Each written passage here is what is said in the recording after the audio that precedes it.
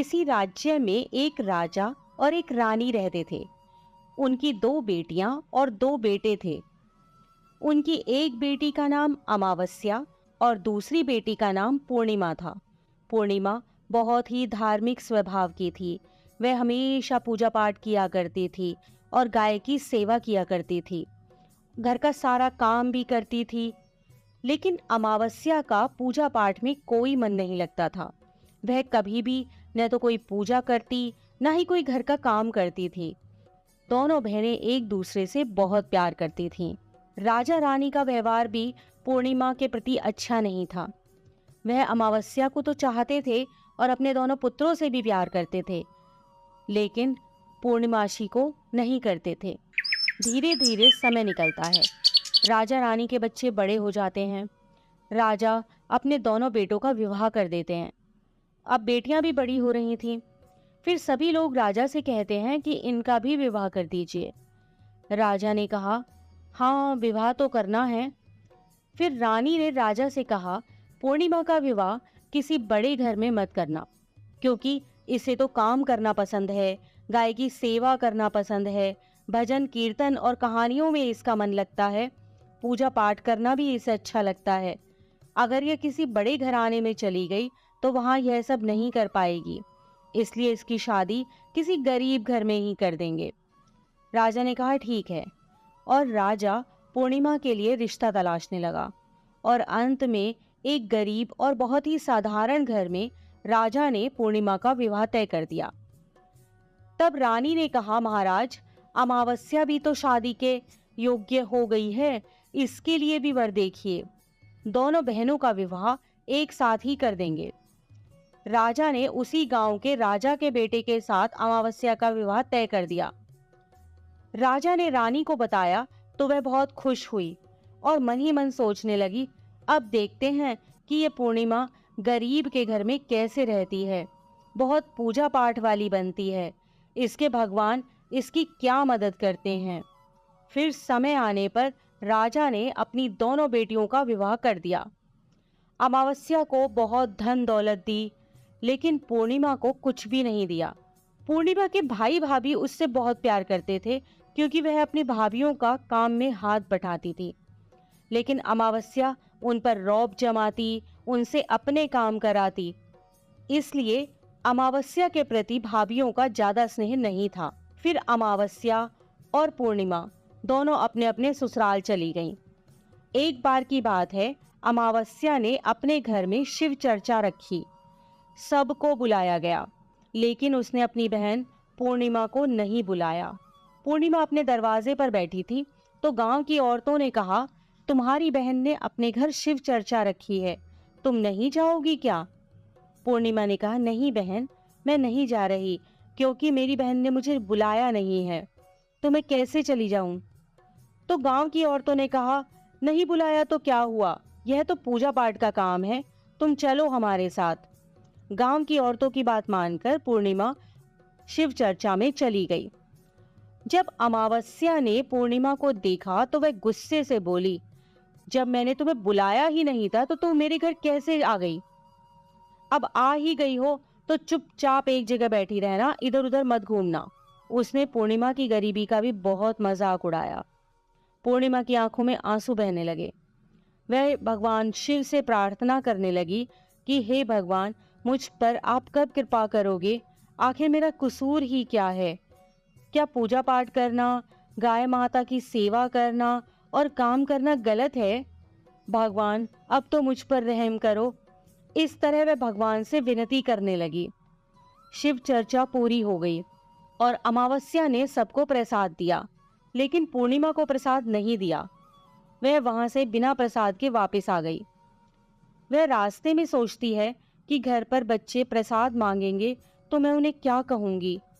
फिर उसके मन में एक विचार आया कि क्यों ना अपने भाई भाभी से ही मिलकर आ जाऊं। वह अपने पति और बच्चों को बताकर अपने मायके जाने के लिए निकल गई। चलते चलते उसे एक तुलसी का पेड़ मिला। वहां एक चबूतरा बना था, जिस पर एक बूढ़ी माई बैठी थी। उस बूढ़ी माई ने पूर्णिमा से कहा, बेटी, तुम कौन हो और कहाँ जा रही हो?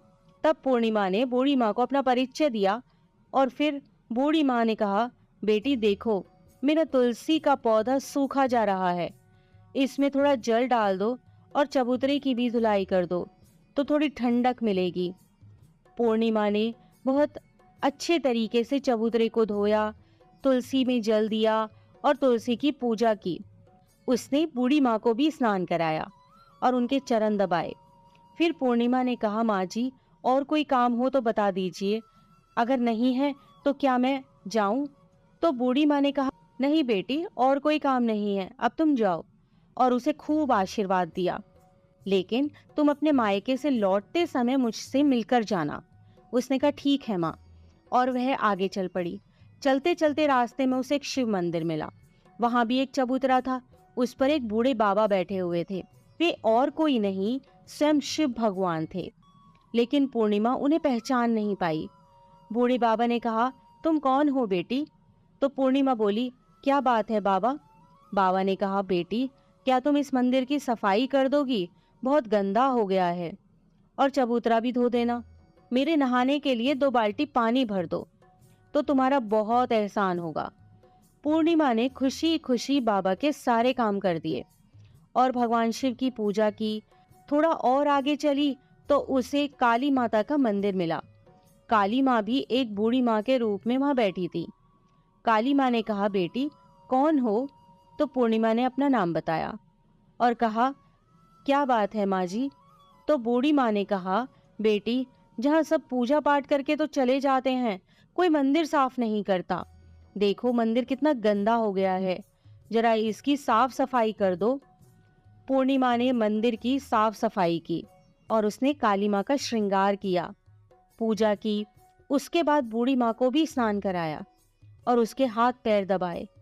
फिर वह आगे बढ़ी तो एक नदी मिली। वहां भी एक बूढ़ी माँ बैठी थी और वह और कोई नहीं, स्वयं गंगा मैया थी। उन्होंने कहा, बेटी तुम कौन हो? तब पूर्णिमा ने अपना नाम बता दिया और फिर बूढ़ी माँ ने कहा, बेटी यहाँ सब स्नान करके तो चले जाते हैं लेकिन कोई सफाई नहीं करता, तुम यहाँ की साफ सफाई कर दो। उसने वहां की भी साफ सफाई कर दी। फिर वह बूढ़ी माँ भी उसे आशीर्वाद देने लगती हैं।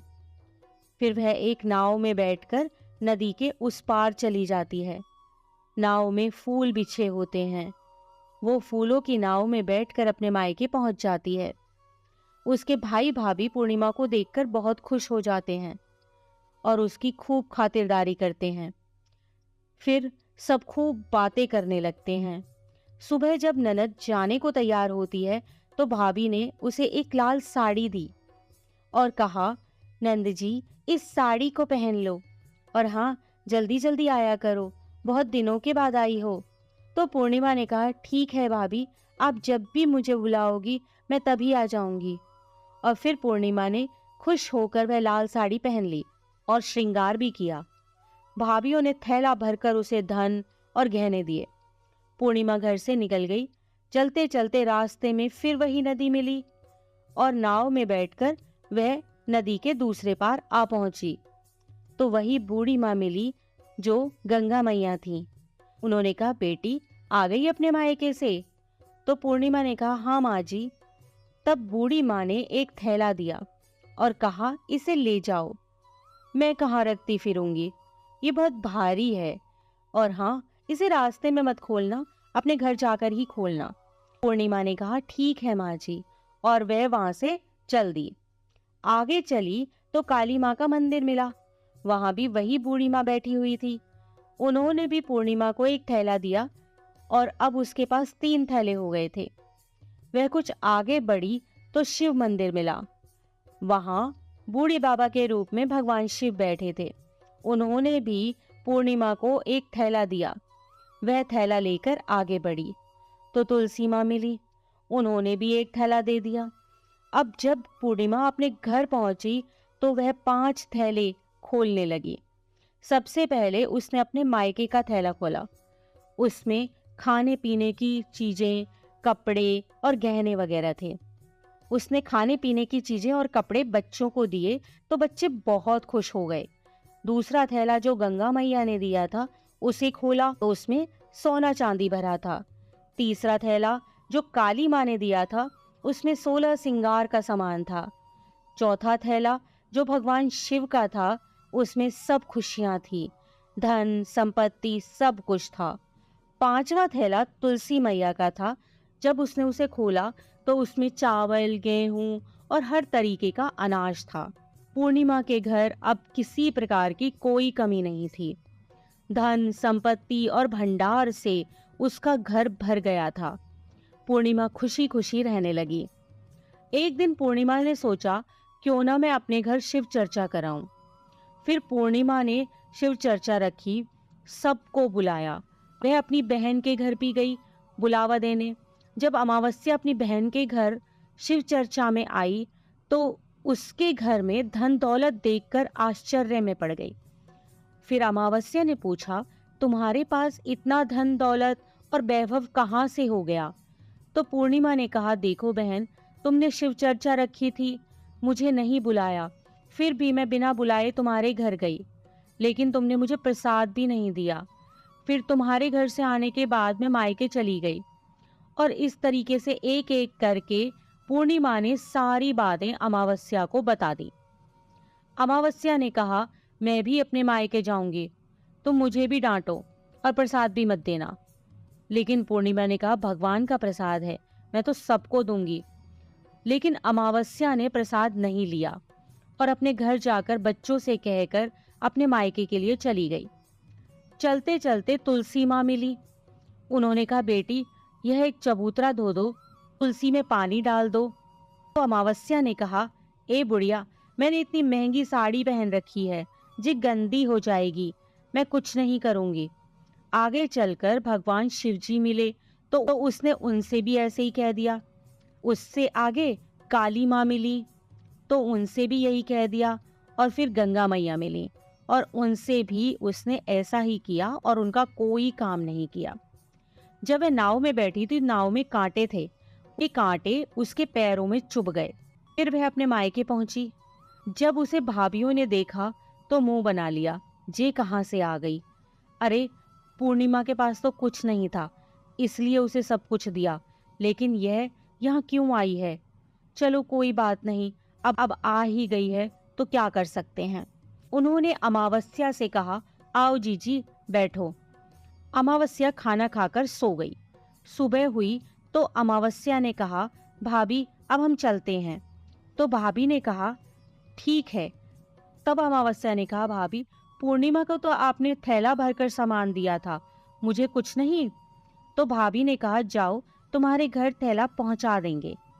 फिर अमावस्या चल दी तो गंगा मैया मिली। गंगा मैया ने कहा, आ गई बेटी? तो उसने कहा, आपने पूर्णिमा को तो थैला भरकर दिया था, मुझे कुछ नहीं दोगी? तो गंगा मैया ने कहा, ठीक है, जाओ बेटी, हम तुम्हारा सामान तुम्हारे घर भिजवा देंगे। ऐसे ही भगवान शिव ने, काली माँ ने और तुलसी माता ने कह दिया। जब वे घर पहुंची तो उसके आंगन में 5 थैले रखे थे। जब अमावस्या सारे थैले खोलती है तो किसी में मिट्टी, किसी में ईंट पत्थर, किसी में सांप बिच्छू थे। उसने अपना माथा पीट लिया और कहा, हे भगवान, हमें मायके में भी कुछ नहीं मिला और इधर भी कुछ नहीं मिला। फिर अमावस्या दौड़कर पूर्णिमा के पास जाती है और कहती है, तुझे इतना सब मिला लेकिन मुझे तो कुछ भी नहीं मिला। तो पूर्णिमा ने कहा, जब मैं मायके जाती हूँ तो भाभीियों की मदद करती हूँ, तुमने तो भाभीियों की मदद कभी नहीं की, तो भाभी तुमको क्या देती? गंगा मैया को भी तुमने ठुकरा दिया, शिवजी, काली माँ और तुलसी माँ, सबको ही तुमने ठुकरा दिया, इसलिए भगवान ने तुम्हें कुछ नहीं दिया। अमावस्या कहती है, बहन मुझे माफ कर दो, मैंने सदा तुम पर अत्याचार किए हैं, लेकिन इसमें मेरा कोई कसूर नहीं था। तुम मुझे भी विधि बतलाओ जिससे मैं भी भगवान की भक्ति करके सब कुछ पालूंगी। तो पूर्णिमा ने कहा, बहन देखो, 3 ही बातें हैं ज्ञान की। पहली, सब पर दया करना, दूसरी चर्चा करना और तीसरी है 108 बार ओम नमः शिवाय का जाप करना। बहन, भगवान ने जो 3 सूत्र दिए हैं वह प्रसाद के रूप में स्वीकार कर लो और हृदय में बसा लो। मैंने सच्चे मन से भगवान का पूजा पाठ किया, सबकी मदद की, सबका काम किया, इसलिए मुझे सब कुछ मिला। और तुम्हारे पास जो भी था वह भी खत्म हो गया। अमावस्या अपने घर गई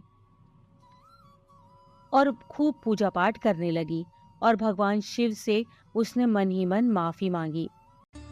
इसी प्रकार की अन्य व्रत एवं पौराणिक कथा कहानियों के लिए हमारे चैनल को सब्सक्राइब और शेयर करें, ताकि आप भी दूसरों तक इन्हें पहुंचाकर धर्म लाभ प्राप्त कर सकें।